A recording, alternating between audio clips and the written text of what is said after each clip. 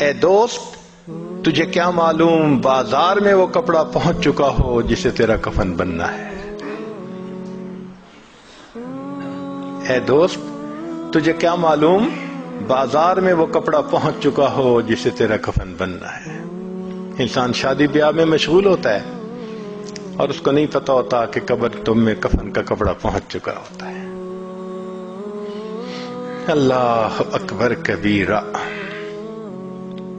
ایک آدمی کو دشمن نے قتل کیا اور نہر کے اندر ڈال دیا. کئی دن اس کی لاش نہر کے اندر ہی رہی تو پھول گئی. ایسی پھول گئی کہ جب اس کو نکالا گیا تو پتہ نہیں چلتا تھا کہ یہ کون ہے کون نہیں. پہچاننا مشکل تھا. یہ بھی پتہ نہیں تھا کہ کس شہر کا ہے. چنانچہ پولیس نے کاغذی کارروائی کر کے جو قریب بستی تھی اس کے عالم کو کہا کہ بھائی آخر مسلمان ہے، آپ اس کو نہلا دیں، کفنا دیں اور دفن کر دیں، ہمیں تو اس کے وارث کا کوئی پتہ نہیں. لو جی، امام صاحب نے بستی والوں کو کہا کہ لوگوں نہلا تو میں دوں گا، میرے پاس کفن کے پیسے تو نہیں ہیں، تو کفن کے پیسے دو. دیہاتی علاقوں میں لوگوں کے پاس کھانے پینے کے لیے چیزیں تو ہوتی ہیں، سپینڈنگ کیپیسٹی نہیں ہوتی، کیش نہیں ہوتا. انہوں نے کہا مولانا اعلان کر دو مسجد میں. بستی میں اعلان ہوا، لوگوں لاوارث نعش ہے، کفن خریدنا ہے، اس کا چندہ کرو. کوئی 5 روپے لایا، کوئی 10 روپے لایا. آدھا گھنٹہ اعلان ہوتا رہا لاوارث نعش، اور پھر جا کے پیسے پورے ہوئے تو اس کو کفن دے کے اس کا جنازہ پڑھا کے اس کو دفن کر دیا گیا.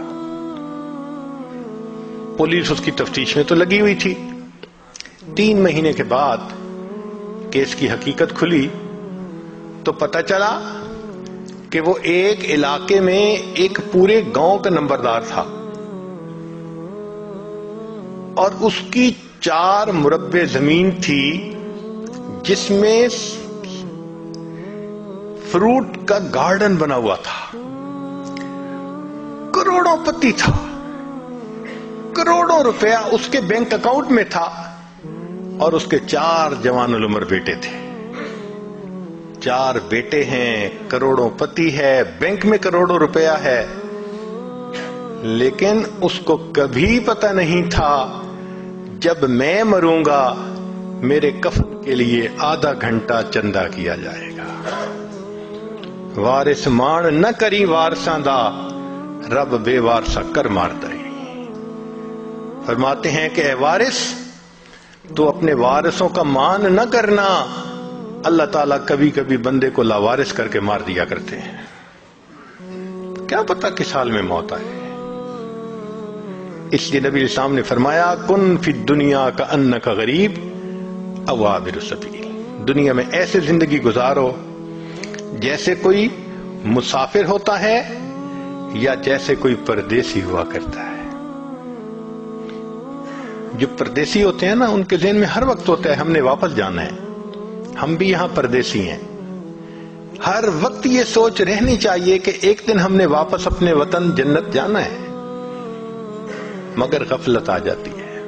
اور غفلت بھی کیسی کہ بندے کو مرنا یاد ہی نہیں.